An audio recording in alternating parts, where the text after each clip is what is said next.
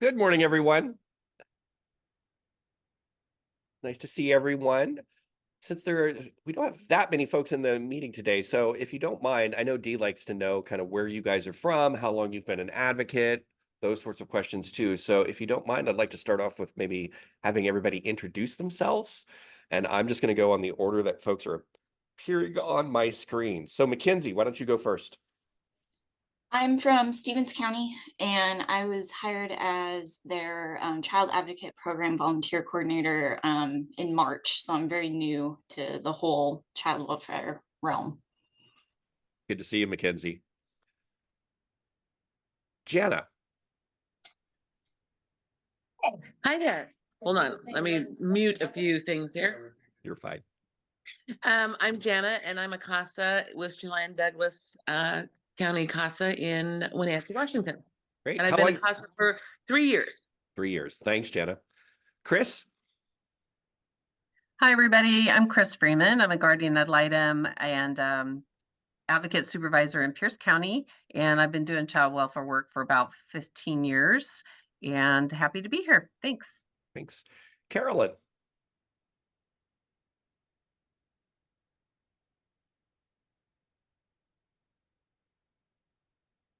Yep. Carolyn. Oh, there we go. Hi. Hi, It Carolyn. kept asking me to approve the recording. Sorry about that.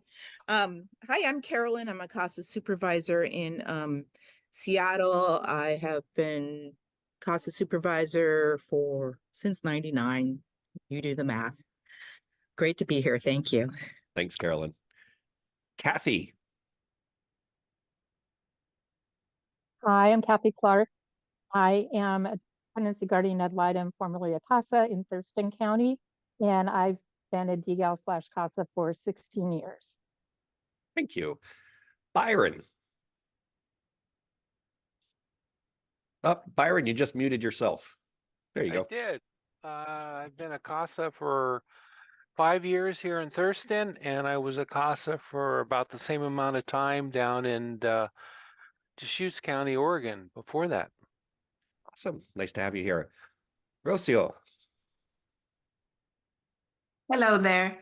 Rocio Chavez. I'm a guardian ad litem at Pierce County Juvenile Court, and I've been with this team 5 years. I've served children and families in the dependency system for a while, also as a social worker in the past. Thank you. And finally, Cassie. Good morning. My name is Cassie Jaden. I am the clinical director for the Parent-Child Assistance Program here at Family Education and Support Services. I'm really just here kind of to learn more from y'all and observe, and thank you for having me. Thanks, Cassie. Dee, it's all yours. Okay, yeah, I'm not going to go in at great length on my background here other than to say probably most of you have been in trainings before, but just briefly, I worked for the child welfare system in the state for 26 years, and from 1978 to 2004, and the last 7 of that, I was a regional administrator in Region 6, and some of you work in Region 6, so you know what that is. And I spent 5 years at the University of Washington at the School of Social Work and taught in the MSW program. I ran the CTAP program, did training and research there, and then worked for Casey Family Program in Seattle for 6 years. And then in the last several years, I've had a training contract with the Children's Alliance to do a lot of neglect training and training on critical thinking and other subjects as well. And now at the end of, after 8 years, that training contract, this is the last year of that. So I'm sort of coming to an end there. So today, what I'm going to talk about is we're going to talk about services and service planning. And of course, this is a big subject, and it's not likely that we're going to cover all of it. So I'm just going to try to, touch some of the bases here. And I invite you at any point to interrupt me, or you can put something if you want to in chat box. And so we'll have a little bit of a discussion here. And so I guess where I want to start here is just with a study someone sent me recently. This study came out about 2 or 3 years ago, and it was a study of parents and other caregivers in Washington State from 2015, state fiscal year, 2015 to 2018. So that turned out to be a little more than 148,000 people in the sample, so large. And it was a study of all those people in the system who had substance abuse disorder identified on the risk assessment form, the form that caseworkers are supposed to fill out at least at case closure. And so, so what did this study find? So I didn't even realize there had been a study like this, that's kind of embarrassing, but someone sent it to me finally because I've been writing these commentaries on substance abuse and child welfare, and this was obviously relevant. The main finding there was that less than 40%, 39% of the families with identified substance abuse disorder, which is abbreviated in this report. And by the way, the report's available. So I'll send it to Ryan. You guys can send it around anyway. So it's referred to as SUD, but of all the families identified, and this would be families where kids remain in the home and families with kids in foster care as well, 39% of those families had received any kind of SUD service or treatment within the 12 months following the report. So in other words, 61% of people identified with a SUD disorder didn't receive any substance abuse treatment. And then of the families with kids in foster care who were in the court system, that number was 49%. So less than half of parents with children in foster care with an identified SUD disorder, and also, of course, obviously, probably a court mandate to enter into and complete a treatment program, less than half were actually doing that. So I guess what I want to do initially is get you to think with me a little bit about, well, why would that be? If you go back 30 years or so, when there started to be quite a few studies done on substance abusing parents with kids in the child welfare system, some of those initial studies, this is way back when in the 1990s, some of those studies found entry into and completion of substance abuse treatment of rates of not more than 25% of the parents with kids in foster care. So obviously consider the consequences there. I mean, particularly in the world of ASFA, those parents then are on a trajectory for, losing parental rights, kids going into, so in other words, this isn't just some minor thing that they're not getting involved in treatment. I mean, there's major league kind of punishment for that.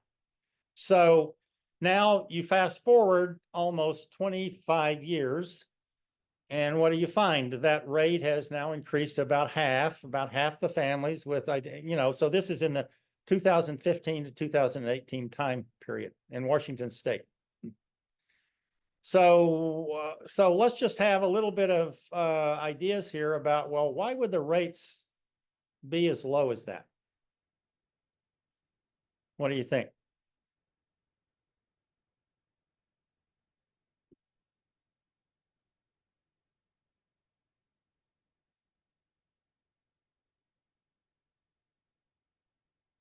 Well, you think about a range of possibilities here. I mean, it may well be that many families have a substance abuse disorder, or parents have a substance abuse disorder. They're just not ready to stop using.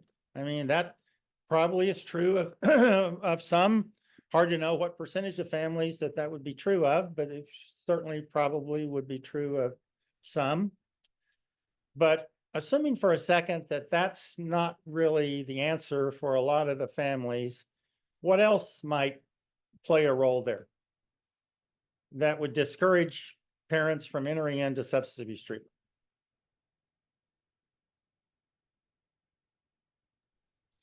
Well, I've heard various obstacles. One is that I've heard that people aren't able to access inpatient treatment until they have stabilized on methadone. I don't know if that's true or not, but I've heard that. I've heard that people don't want to split up from their partners and they can't be together in treatment. People raise objections or concerns that they're going to lose their housing, which I think there's ways around that could be addressed, but that's a concern. So there's a bunch of things that they worry about.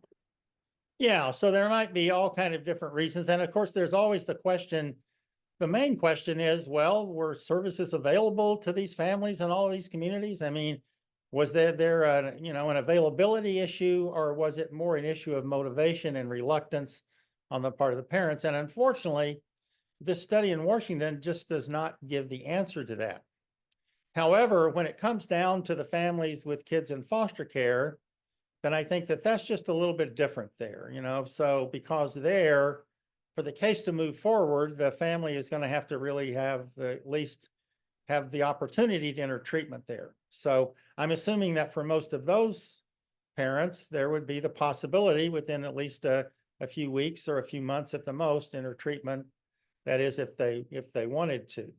Now you end up with a lot of parents there who have been involved whatever the current situation is at the time you encounter a family, it may be that there's been a history of prior involvement there. And so for some of those families, it's going to be true that the parents have entered into treatment programs before, and they just haven't been able to complete them, for whatever reason. That is, that there has been a history of treatment failures. And that would not be uncommon, of course, not only in child welfare, but outside of child welfare as well in the substance abuse treatment world. So, so entering treatment is one thing, completing treatment is another thing entirely. So when you look at sort of rates of people who go into services and then look at, well, of all the people who enter services, what percentage of people actually complete services, that's going to be a much reduced percentage there.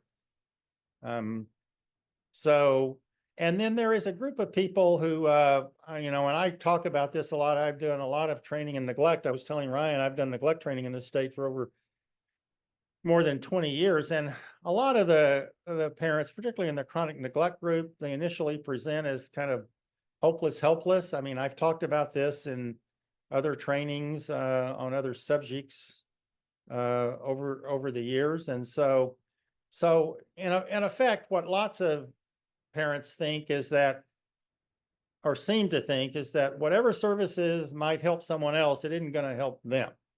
That is, they've kind of given up on themselves, and other people have given up on them as well, and they just don't believe that there's anything out there particularly that's going to help them.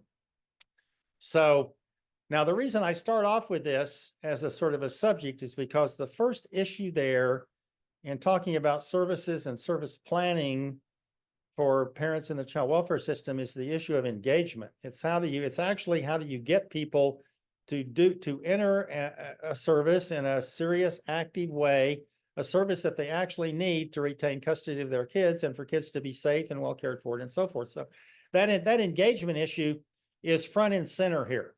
And it is important not only for parents whose kids are in the foster care system, but also for parents who retain custody of the kids. I mean, that's I do neglect training. The thing I tell caseworkers, this is the first challenge you're going to encounter in chronic neglect right off the bat. A lot of people who really are desperately needy of your help, and not just for substance abuse services, but in all kind of other ways, they're going to be highly resistant to that. There's going to be a lot of pushback. There's going to be a lot of just avoidance, denial, all kind of resistance to accepting help of whatever description there. And so that is kind of the first kind of issue that has to be overcome here. And so particularly when you talk about caseworkers, when you talk about of course, you want caseworkers to have very good assessment abilities, so that would be super important, but almost of equal importance is the engagement skills. So you want caseworkers to have been trained and to have actually worked at becoming better at engaging parents in the services that they actually need to retain custody of their kids or to get their kids back here. And there is a whole skill set there. So just a couple of thoughts here about that, particularly at the time then that children have gone into foster care, and particularly in the initial stages here. So there's going to have to be some active effort to help a lot of those parents enter into, at least in a serious kind of way, enter into and stay with services. So there's sort of a formula in child welfare for if you actually want to defeat people in their service plans, particularly in any reunification effort. I mean, all you really have to do is just deal with people in kind of a distant, detached kind of way. I mean, you can meet people at a shelter care hearing and here's a list of services that you need to be involved in, and here's some places that offer those services, and here's the list, and you can go forward and do whatever you need to do to get your kids back. That's a way to deal with people that actually is going to have a high rate of failure. So there's going to have to be so part of the first lesson about services is there's going to have to be some kind of emotional support. There's going to have to be some active encouragement, sometimes a lot of concrete assistance for helping people, and particularly in the early stages, in the initial stages of getting to initial visits.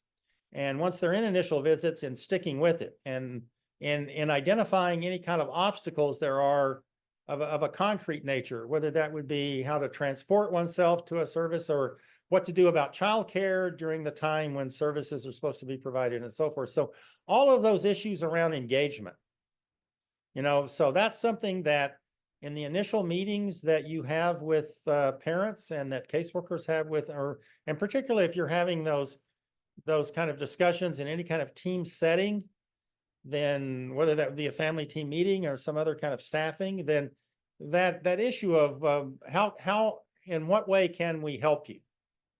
In what way can we help you to get to appointments, to provide for childcare, sometimes to drive you? I mean, there's all that kind of encouragement and just some active kind of encouragement for doing that. So one of the things that I think that has been learned from maybe the last 20 years of studies on family treatment drug courts and on safe baby courts, and now, as many of you, maybe all of you know, that there's a whole bunch of safe baby courts in the state, and there are some family treatment drug courts that are ultimately, a lot of those have federal funding behind them in some kind of way.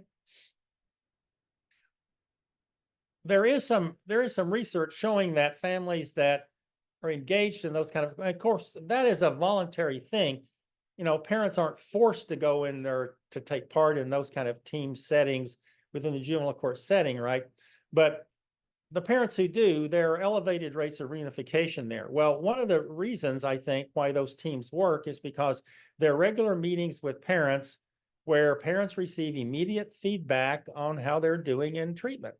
And a lot of times that's very positive feedback. That is, people are getting pats on the back, people are getting praised, people are getting recognized for doing the things that they need to do to get their kids back. And that's happening either every week, every other week, a lot of times in a court setting with a group of professional people there. So there's kind of a lesson there then for, or what we might be doing with all cases. That is, if we want people to actually enter in and complete services, and particularly when they have an initial resistance to entering into the service in the first place, then it's going to be extremely then useful to have some kind of active emotional support of that involvement in services. And that can be from the team. It might be from someone in the PCAP program, the program that Cassie works in. It might be a friend, it might be a relative, it might be someone in their extended family, or it could be several of the above. Okay, so before I go any further with that, let me stop here and just stop here around the engagement issue here and see if you have thoughts or questions here.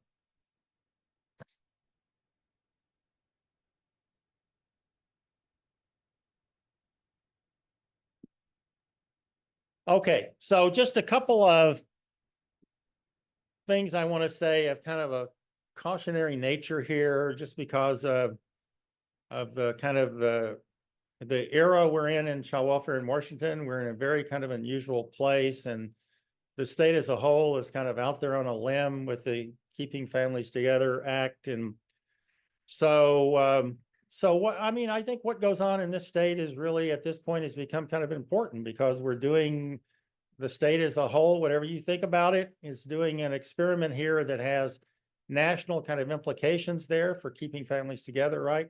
So I just want to say a couple of things about that kind of initially. And so I guess the first thing I want to say is that for therapeutic services, that is for families going into a substance abuse treatment program or into a mental health treatment program or a combination or into some program for DV and so forth. So the idea that, you know, either at shelter care or immediately afterwards or, you know, immediately preceding it or something, people who are involved with the family are going to get together and they're going to decide on a treatment plan. And maybe the parents are going to promise to go into, and maybe they've already done an initial kind of a, you know, an interview with someone in a, you know, in a program or something.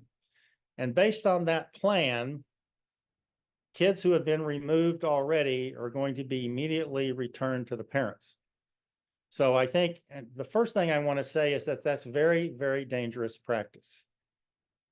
So one of the things to understand about therapeutic services, and I'm going to talk here in just a second about safety-oriented kind of services, but particularly for the services particularly for conditions that are chronically relapsing. So if you talk about a substance abuse disorder, that's a chronically relapsing condition. The same thing is equally true of depression and the mood disorders, of anxiety, of PTSD. Those are chronically relapsing conditions. So the idea that people are going to have, you know, serious issues with substance abuse or misuse and with or with mental health conditions, that those folks are going to enter into a treatment program and children are going to be instantly safer, that's very, very naive. And I could understand someone who doesn't work in child welfare kind of halfway, maybe assuming that that's so or something. I can't understand how anyone who could work for a child welfare system or anyone who works in a court system and sees families on a regular basis could possibly believe that. And yet that's the practice that, at least I have been informed a lot of times now, is going on in Washington as we speak. I mean, there is the assumption that if people get into therapeutic services, that instantly their kids are going to be safer. No, that's not true. You know, particularly when you talk about a therapeutic service for a chronically relapsing condition, that's a very up and down rocky road, right? So what do you expect to happen? You expect relapse to happen. And a lot of times multiple relapses.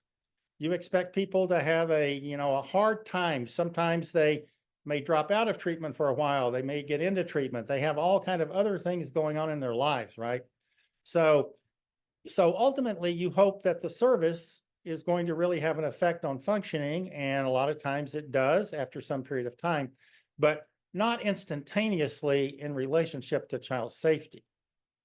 And so particularly for these kind of issues, for substance misuse, or for depression, or for some combination of the two, or for a pattern of DV, expecting that all that's going to stop instantaneously upon entry into services, just not true. On the other hand, there is a group of services that I would describe as safety-oriented services that we actually want families to be offering families, and we hope families are going to accept them, that hopefully are going to make kids safer immediately.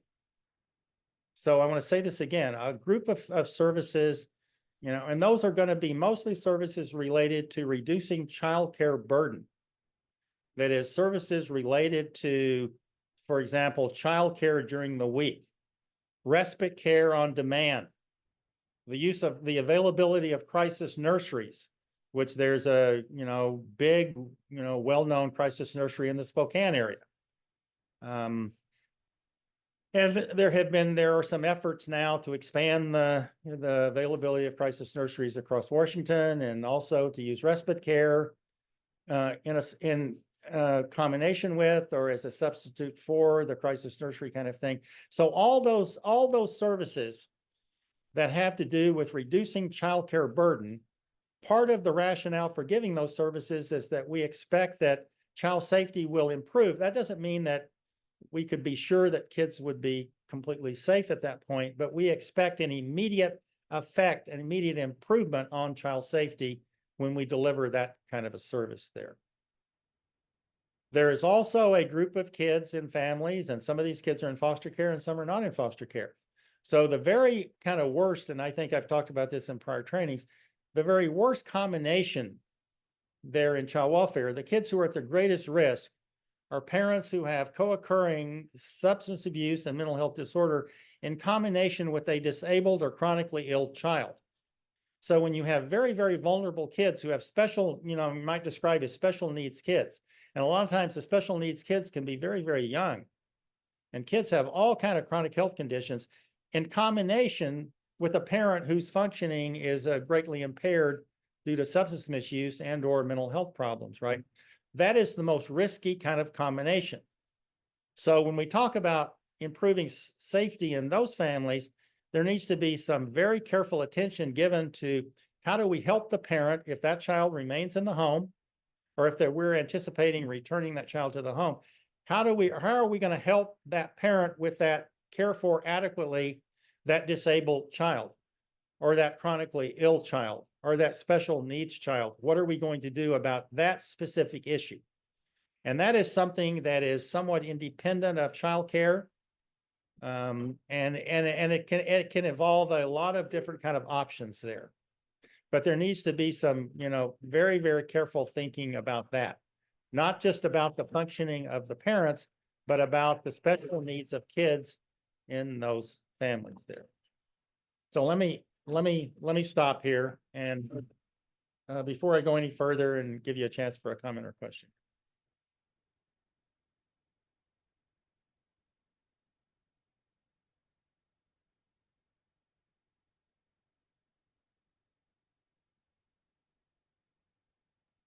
I think we see a lot of, not a lot, but some families in our system who would not be in our system if we had an entitlement to DDA type services in our state. In other states, there's an entitlement if a child or adult is in need of services because of a developmental disability. In our state, you might qualify, but you wouldn't necessarily get anything.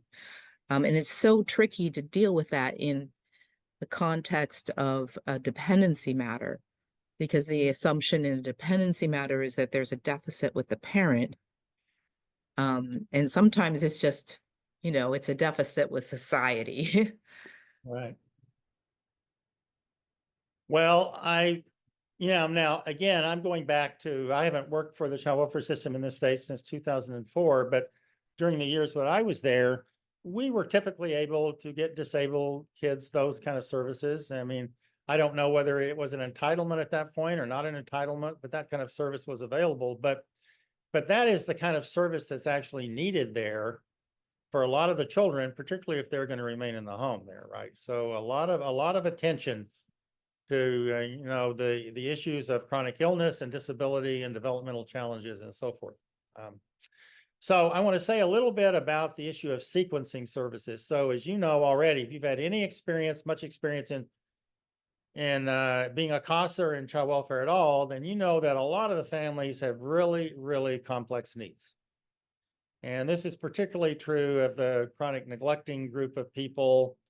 And sometimes you have families there where there's pervasive neglect combined with some amount of physical abuse and or sexual abuse as well. So those are really the kind of the most intractable families within the system, and they really have a whole range of needs here.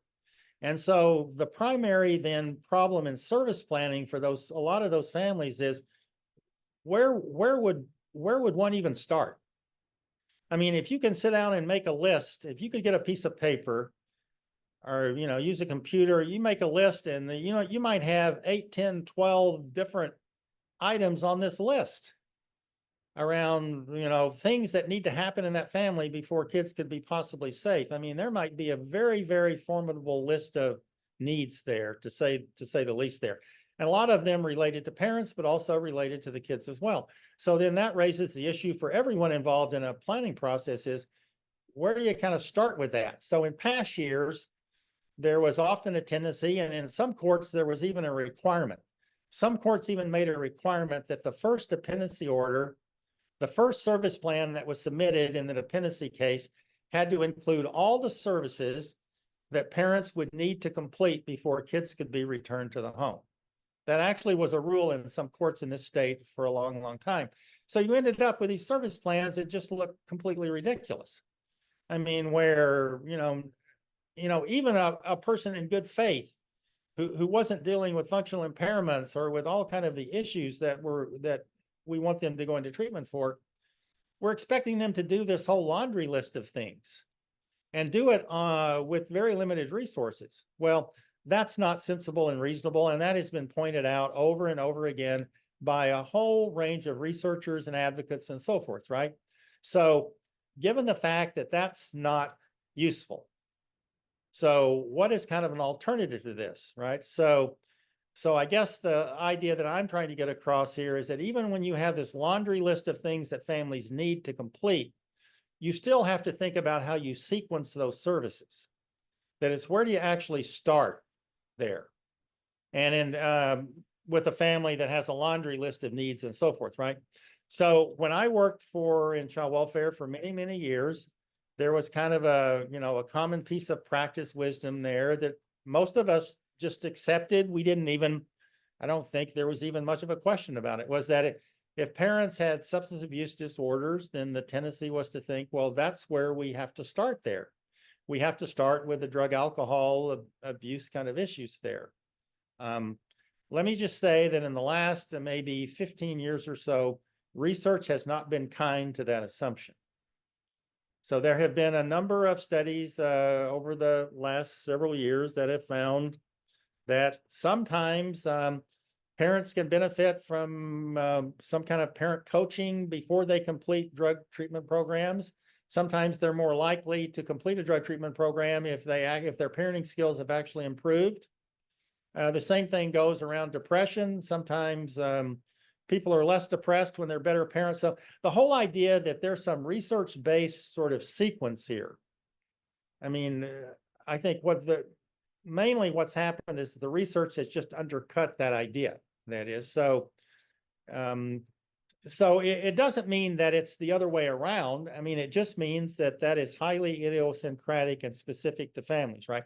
So given that a lot of the families have this multitude of needs, and that there is no research-based right answer for where do you begin there with lots of those families, then again, that is sort of an opportunity then to give the parents some degree of choice here in where do you actually start there when you've got a multitude of kind of needs here. And so again, this is sort of along the empowerment theme here. So a lot of people who are involved in child welfare, particularly the people who have these co-occurring disorders here, combination of substance abuse, depression, PTSD, anxiety, all those kind, those folks have trauma histories in their childhood. I mean, you can just assume that. And so there's kind of a rule of thumb here with people who have trauma histories, is that one of the way back or dealing with or coping with a trauma history is to try to give people the maximum degree of choice in the way that they pursue services. And child welfare systems, particularly when they're involved in the court aspect of things and they're all kind of legal mandates, it's very, very hard to do that a lot of the time. Nevertheless, that ought to be a goal of everyone who is involved in these teams. And that would mean the caseworker, that would mean the court, the commissioners, the CASAs, the professionals, and so forth, right? To the extent possible, and this isn't sort of an either or kind of thing, to the extent possible, you want to give parents some degree of choice in where they start and what they do next and what they do after that and so forth. So wherever you can build even little amounts of choice into service plans, that's something that you ought to be doing. And that again goes back to the issue around how hard it is to help people who have trauma histories if you're trying to coerce them to do everything. So particularly when with trauma histories, think about the essence of trauma. What is the essence of trauma? Powerlessness in the face of terror. Powerlessness in the face of terror. So people who have trauma histories, they have experiences of powerlessness for many, many years, right? And beginning in their family, beginning in their birth families, but a lot of times in relationship to all the systems in their life that they've interacted with over the years, with schools and everybody else, right? and detention facilities and jails and whatever. So particularly within the court framework, so just as a step forward here, sort of always thinking about to what extent some things have got to be mandated. At the same time, other things we can give more opportunity for parental choice here, whenever that's possible. So let me stop here and give you a chance for a comment or question here on the empowerment theme here.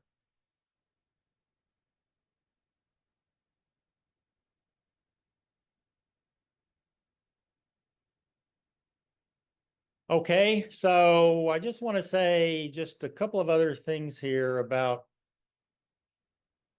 the kind of things that are likely to happen during treatment. And, I've already mentioned the issue of relapse. Well, we're all familiar with that.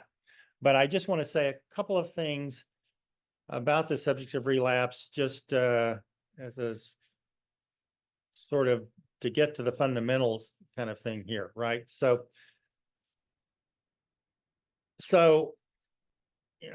you can be in training programs on substance misuse and over again.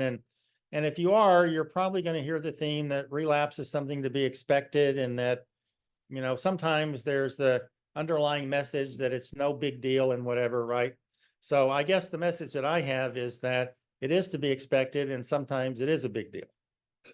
So what you want people in child welfare to understand is that once there is relapse, there's no guarantee of how that's going to end up.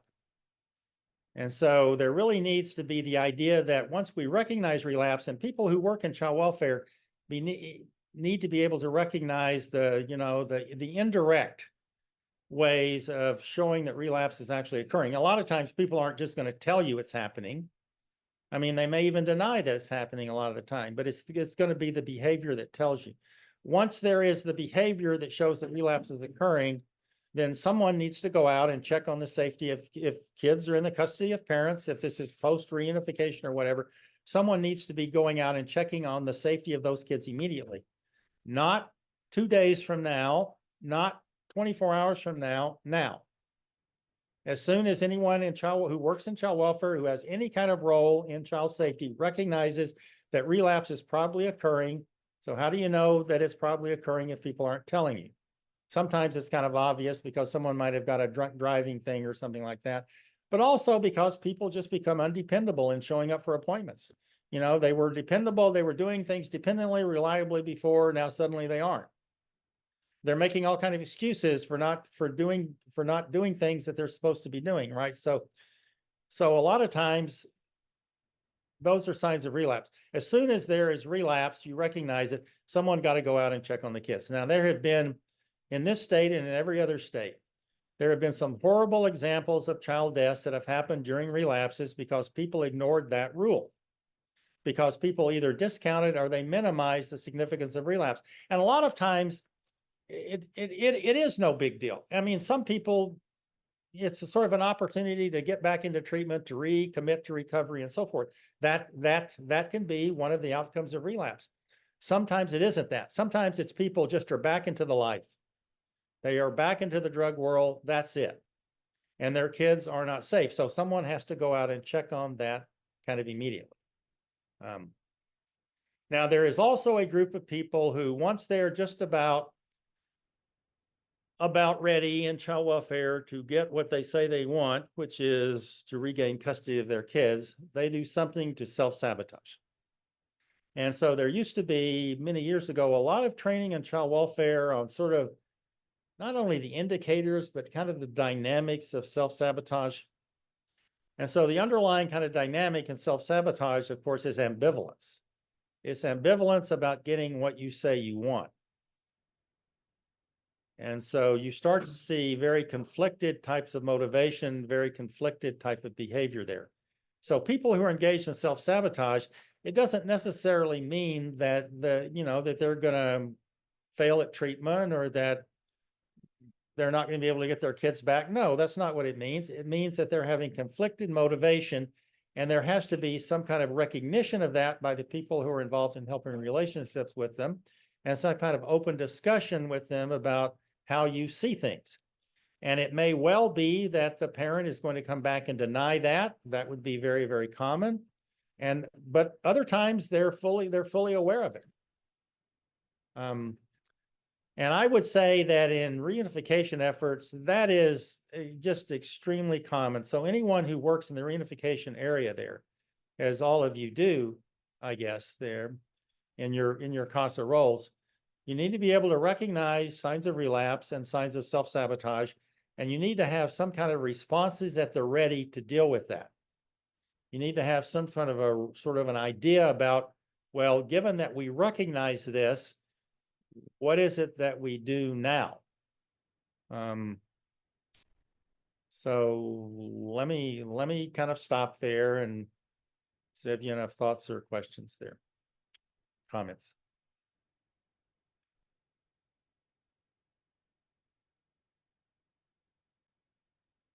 Well, I guess some advice might be helpful. It's definitely something we see, and it's almost invariably denied if you bring it up. Like, well, you won your termination trial, but now you're not visiting. What's going on? Why hasn't there been a motion for return home? Why aren't we, that kind of thing. And it's, oh, there's stuff going on in my life, I guess the adversarial system makes it difficult to have open discussions about ambivalence. Yeah, and just a little bit of thought about denial there. So, a few years ago, I helped to develop a training for people in basic training in child welfare in this state around how do you have difficult conversations with people, and particularly around this issue of how do you deal with denial. So in doing that, I primarily depended on really a single book, which I highly recommend. And this book is called something like Having Courageous Conversations. I mean, some of you may have seen this book and so forth, right? So, but the under kind of idea there is that for people who are, quote, in denial, that, and denial, as you know, is partly, sometimes there are elements of lying in it. Sometimes it's just not being able to, just refusing to admit what you kind of know is true. At other times, it's admitting the facts, but denying the emotional meaning of them. I mean, it can have all of those things, right? So understanding how to deal with denial. So the underlying rule there is that you chip away at denial. You chip away at it, and just the way that you just gave the example of it, you just describe people's behavior. So the key idea about dealing with denial, the key thing is not the words you use, it's the tone of voice you use. And your tone of voice was almost perfect. That's the tone of voice you want. So you don't want any kind of aggressiveness in your tone of voice. Whenever you confront people, that is around their behavior, around their bad behavior a lot of the time, so you want the words to be very, very direct and honest. You want the tone to be not aggressive at all. To be good at confrontation is there cannot be any aggression in the voice. At the same time, there cannot be any reluctance to deal with this. There cannot be some kind of anxiety about, I'm worried that the person is going to overreact, or that they're not going to like me, or that I won't be able to have a therapeutic alliance with them, or something like that. There just cannot be any kind of excuses like that. And so again, in dealing with denial, and people who work in child welfare, caseworkers, this is their daily bread. This is all the time. So you have plenty of opportunity to practice. You have plenty of opportunity because you get it's over and over and over again. And so again, you have to point out the difference between how people are behaving and what they say they want. You just have to point this out, and you have to point it out in the right tone of voice. And usually you have to point it out multiple times there if the denial is really, really thick or dense. So it's not like watching a Law and Order show where, someone in the space of 15 minutes, they resolve a murder and get confessions from people and all that. That's not the real world we're dealing in here, right?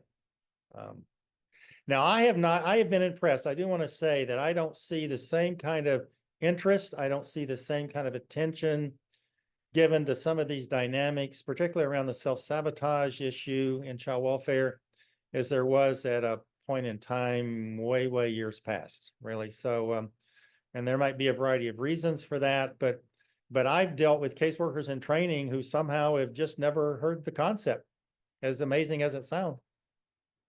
It just somehow didn't come up in their training programs, right? But that is so common that anyone who works in child welfare, around child welfare, within the space of a year at the very most, you want caseworkers to be able to recognize the behavioral signs of both relapse and self-sabotage, because they're gonna happen so frequently, right? So let me stop here and again give you a chance for a comment. And I do recommend this book, by the way, and I will find out the exact title of it. I can't remember I'll send it to Ryan. He can send it, and you can buy this book for $15. You can read it in an hour and a half. I mean, it's just got some very good guidelines and rules for how you have these kind of discussions. And it doesn't just deal with issues around denial. It issues around how do you confront people when you just don't agree with them. And a lot of times people who have power over you, so it's, in that way, it's a helpful book. So I want to say a couple of other things. I don't know how much time I've got left here, a few minutes. I want to say a little bit of things now about poverty-related services here that I've talked about before. But this would be true also with families who have substance abuse disorder issues. It would be true in the reunification area. It would be true with mental health conditions. Those families, by and large, are low-income families.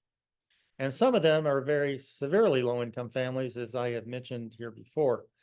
So particularly in the reunification area, with a tremendous focus on the mandated services, that is, on the completion of substance abuse treatment and mental health treatment and whatever, there still needs to be a lot of attention to the concrete poverty-related needs of the families. And they are going to have those needs. Because again, just to remind the statistic that I mentioned here in a prior training, about half of the families who have kids in foster care in this state who are not just poor, they're severely poor. That is, they have incomes less than 50% of the federal poverty standard, which would concretely mean they're making less than $12,000 a year. I read something just yesterday, as amazing as it sounds, about racial disproportionality in California. And in the midst of this report is amazing. It just has this couple of lines about the poverty-related needs of families who are involved in the various county-run systems in California. This huge state. And the statistic was that 53% of those families were making less than $1,000 a month. Well, you reflect on that for a second. 53% of the families involved in the California child welfare system, and particularly within the foster care system, had incomes less than $1,000 a month, less than $12,000 a year. These are families living in the Bay Area. These are families living in Los Angeles, in Sacramento, in San Jose. What the hell? I mean, you might have to pay a couple of $1,000s a month there for an apartment. So, you just end up with just mind-boggling statistics like that. And of course, that's going to be true in Washington state as well here. So I think I've mentioned that one of the most promising new things to happen in this state in many years is that this state now for the first time has a large housing program that is for child welfare involved families. And that program is run by a program manager in headquarters named Greg Williamson. And they're gradually expanding this program from King County and Snohomish County, where it's existed now for a few years. This is gradually being expanded to other kind of counties around the state here. And so that's 2,200 housing slots over a 2-year period of time. And about a third of those housing slots go to youth aging out of foster care. So that leaves about 1,500 slots over a 2-year period of time for families involved. And the explicit goal there is to prevent the need for out-of-home care, or to increase or to reduce the time that children in foster care need to be in foster care before they are reunified. So that's a tremendous step forward. Of course, 2,200 families, 2,200 slots, those are probably going to be used up fairly quickly. But it's just a huge step in the right direction here of child welfare systems actually for the first time saying, yes, we need to have a role in the actual funding and provision of housing services. And the reason this state was able to do that is because the legislature put up $9 million for case management services, which leveraged $63 million worth of federal housing vouchers there. So I think I mentioned before, but maybe I will say this one more time. Still, the best single book that I have read on reunification is from about 14 years ago, and this is by Jill Barrick, who's a scholar at the University of California, Berkeley, and Jill is still there. But anyway, the name of this book is Take Me Home, and it is a very compelling story. It has a number of chapters on permanency planning, and mostly in California. And in this book, she follows 6 women who have substance abuse issues in California who make a commitment to get their kids back and who ultimately do succeed in getting their kids back. And she tells their story. So she has a lot of data in this book, but she also has these very, very compelling stories, right? Well, the thing that comes out in those stories is that the services that most of those women need the most are poverty-related services. I mean, that's one thing. The second theme in that book is that there is not a helper person in sight in most of those stories. I mean, no matter whether those kids are legally dependent, there's not a caseworker, there's not a CASA, there's not a professional, there's not nobody. For most of those women who got those kids back, they're pretty much on their own. One of the things that book identifies a lot of time, which people in this state should pay a lot of attention to, a lot of those kids who were put in kinship care, and then caseworkers just kind of vanished off into the ether. A lot of times those relatives just gave those kids back to the parents without ever telling the caseworker at all. So that's kind of what happens when a child welfare system is missing in action. I mean, and it was missing in action in these stories in California. Now, the extent to which that is or is not true in Washington State today, I have no idea. But if a child welfare system is missing in action, that's what's going to happen. Stuff like that. And so again, I recommend this. I recommend this book. And it's also got the best single chapter still that I've read on foster care, maybe ever. So I mean, as far as a summary of research there. So if the book is worth the price just for those 2 chapters, the chapter on reunification and the chapter on foster care. So again, let me kind of stop here, and it's 5 minutes to 12, and see if you have comments or questions here.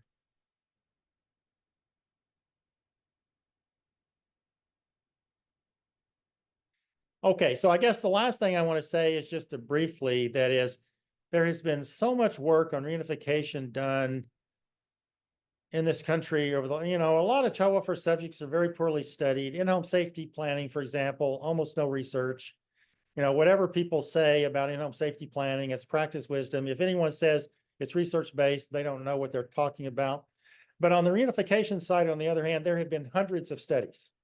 So this is so we really do have a good idea now of what it takes to really make reunification work, and to reduce the time that kids need to be in foster care and so forth, right? And so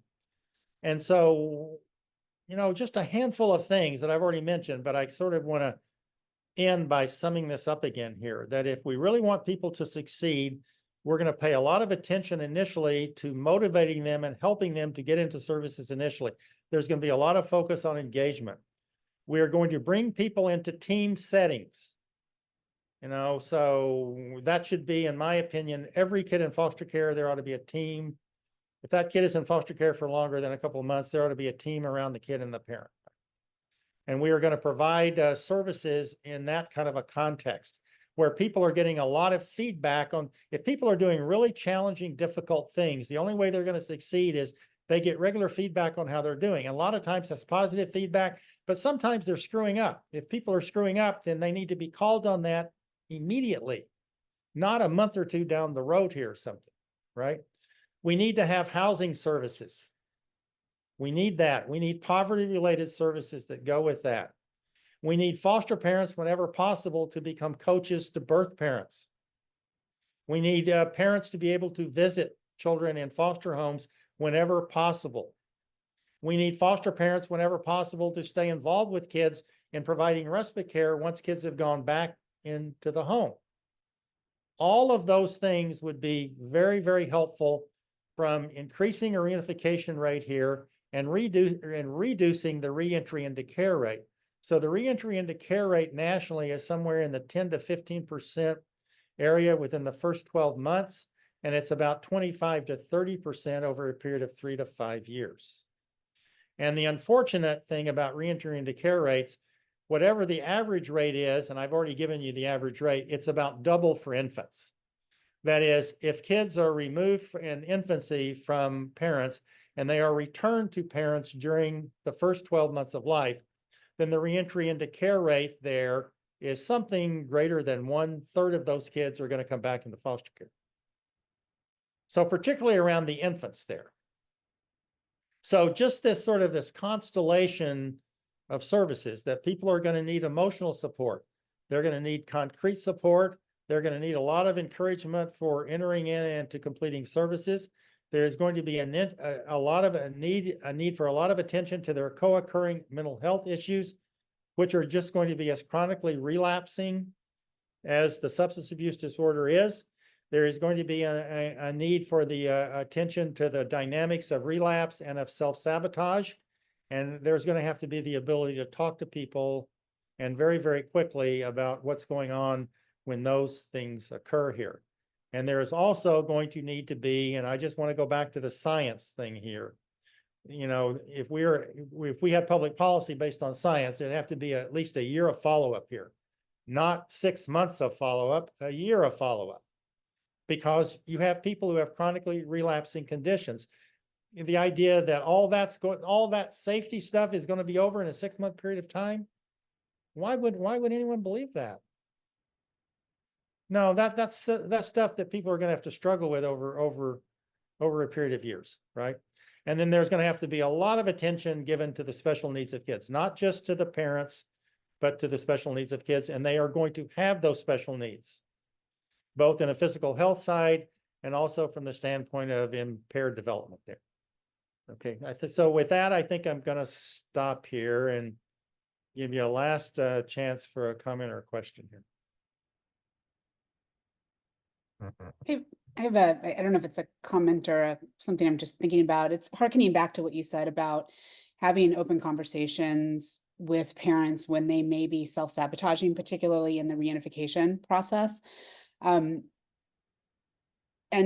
it's been my experience that a lot of our team meeting settings, and whether they're FTDMs or shared planning meetings, are not the best location for that, because as well-meaning and intentioned as this may be, the state tends to come in with of course you want to be reunified, which for a parent who maybe actually that is what they want, maybe in a very small percentage of cases it really isn't, but who is having a doubt, there's no graceful way, right, or for them to then necessarily raise their hand and say, I'm not sure, without feeling like they're going to look bad or do that. And so do you find that those kind of, I don't find that setting has been conducive to those conversations, because parents don't want to raise that when people are coming at them with more of course you want to do this.